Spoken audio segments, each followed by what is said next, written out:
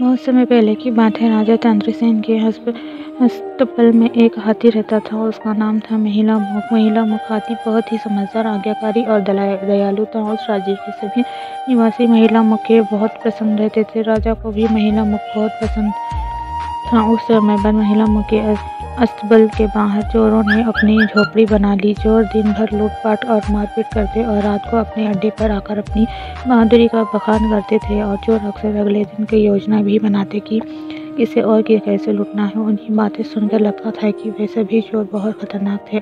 महिलामुख हाथी उन चारों की बातें सुनता रहता।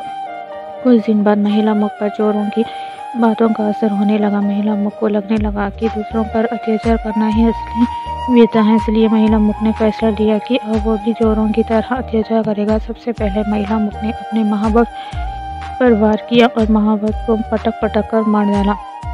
इतने अच्छे हाथी की ऐसी हरकत देखकर सारे लोग परेशान हो गए। महिलामुख किसी से काबू में नहीं आ रहा था। राजा भी महिलामुख का ये रूप देखकर चिंतित हो रहे थे। फिर राजा ने महिलामुख के लिए नए महावत को बुलाया। उस महावत को भी महिलामुख ने मार ही गिराया। इस तरह भी बिगड़ेल हाथी ने 4 महावत को कुचल दिया। महिलामुख के इस व्यवहार के पीछे क्या कारण था, ये किसी को समझ नहीं आ रहा था। जब राजा को कोई रास्ता नहीं सूझा तो उसने एक बुद्धिमान वैद्य को महिलामुख के इलाज के लिए नियुक्त किया। राजा ने वैद्य जी से आग्रह किया कि जितनी जल्दी हो सके महिलामुख का इलाज करे ताकि वो राज्य में तबाही का कारण नहीं बन सके। वैद्य जी ने राजा की बात को गंभीरता से लिया और महिलामुख की कड़ी निगरानी शुरू की। जल्द ही वैद्य जी को पता चल गया कि महिलामुख में ये परिवर्तन चोरों के कारण हुआ है। वैद्य जी ने राजा को महिलामुख के व्यवहार में परिवर्तन का कारण बताया और कहा कि चोरों के अड्डे पर लगातार सत्संग का आयोजन कराया जाए ताकि महिलामुख का व्यवहार पहले की तरह हो सके। राजा ने ऐसे ही किया। अब अस्तबल में के बाहर रोज सत्संग का आयोजन होने लगा। धीरे धीरे महिलामुख की दिमागी हालत सुधरने लगी।